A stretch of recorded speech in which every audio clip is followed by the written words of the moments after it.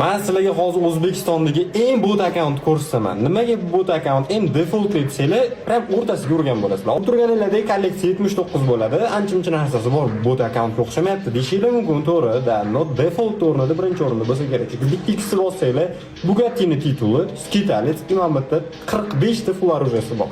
Hazilashlar. 45 ta bo'lmasa ham bitta o'tib qarasanglar, nima deyapti bitta.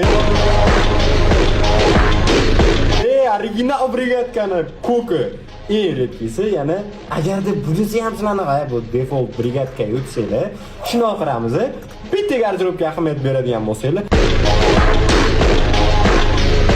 xohlasanglar qizil kapitan, xohlasanglar mana bitta aristokrat, imam bitta o'sha legendarni ko'k brigadkani originali.